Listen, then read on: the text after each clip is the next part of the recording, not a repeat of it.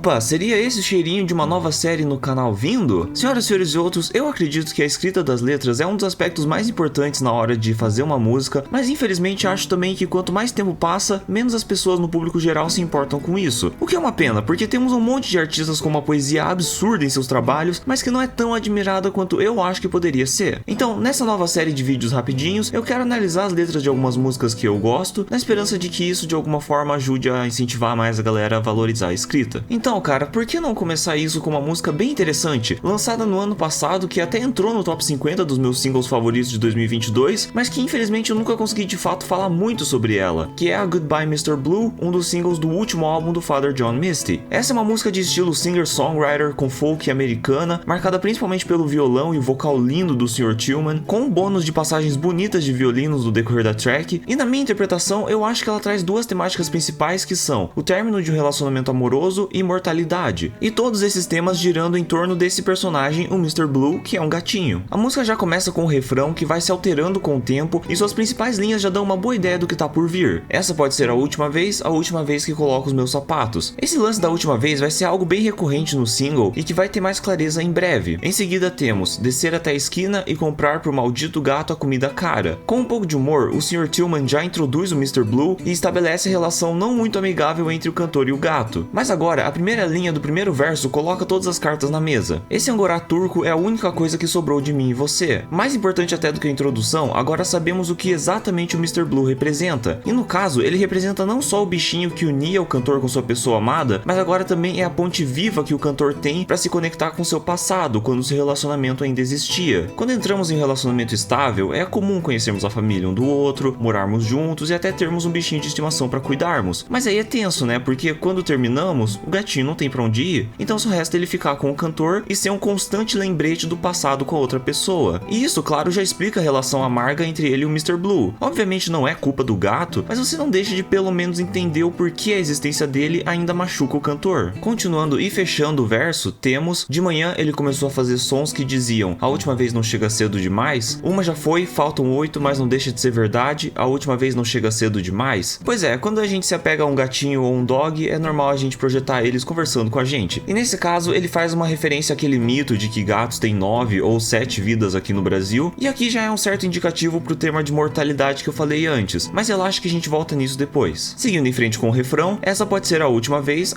que eu levanto da cama. Mais uma referência ao lance da última vez em uma atividade ou ação comum do dia a dia, e daí sirvo o café e tento, em suas palavras, mostrar alguma iniciativa. E nessas atividades cotidianas é normal a gente se lembrar de uma ou outra frase que a pessoa amada costumava dizer, mas agora no segundo verso começa mais uma parte bem interessante do single, que eventualmente vai levar ao que eu considero o ápice da música. Nós costumávamos ficar deitados aqui rindo do que esses malucos estavam tentando provar. Um usuário do Genius comenta sobre como essa parte representa uma memória do cantor, onde ele e sua pessoa amada eram jovens e tranquilos, sem a preocupação de trabalho, responsabilidades e toda a vida adulta, mas eventualmente tudo isso te alcança. E essa incapacidade do cantor de crescer pode ter sido uma das razões do porquê o relacionamento acabou. E tudo isso se conecta diretamente nas próximas linhas. Bem, o que é perder tempo se não desperdiçá-lo no trabalho, quando a última vez chega cedo demais? Ou seja, é aquele lance de sempre, né, pessoal? Você trabalha pra viver ou vive pra trabalhar? Talvez essa desconexão do cantor com a vida adulta não seja apenas uma questão de infantilidade, e sim uma questão de que ele priorizava outras coisas na vida, como passar o tempo com sua pessoa amada. No fundo, ele sabe que dedicar todo o seu tempo no trabalho só iria acelerar a chegada dessas últimas vezes, algo que ele teme bastante. E agora começa a parte profunda. O Mr. Blue morreu em meus braços, nada que eles pudessem fazer, a última vez não chega cedo demais? E é isso, né, cara? Mesmo os últimos vestígios do relacionamento, uma hora ou outra vão morrer. E juntando isso com aquela linha no passado, não, gente, mesmo ele sendo um gatinho, não existem outras 8 ou 6 vidas restantes pra ele continuar vivendo. Mr. Blue só tem uma vida, que nem a gente. Quando chega realmente a última vez de colocar os sapatos, a última vez de se levantar da cama, não tem essa de tentar de novo mais 8 ou 6 vezes. E quando o amor que você sentia por outra pessoa morre em seus braços, como o cantor diz, não tem muito o que fazer, senão reconhecer que de fato aquela foi a última vez que você amou e ela realmente chegou cedo demais. Em seguida temos o que eu pessoalmente considero uma ponte, apesar do Genius chamar de pré-refrão, mas tanto faz, que diz: o amor sempre vai te deixar, não importa o que digam, você só sabe o que é quando desaparece. Palavras difíceis, mas palavras verdadeiras. O amor sempre vai embora de um jeito ou de outro, seja pela morte daquilo que unia vocês dois ou pela morte da própria pessoa. Eu admito que essa parte é meio ambígua em relação à história do cantor. A princípio eu imaginei esse fim do relacionamento mais por razões de separação mesmo e não por razões, digamos, trágicas. Eu acho que se fosse isso, a música ia tomar um rumo bem mais mórbido e depressivo do que eu imaginava, mas bom, tá aberto para interpretação, né? Continuando a track, temos o último refrão. Essa pode ser a última vez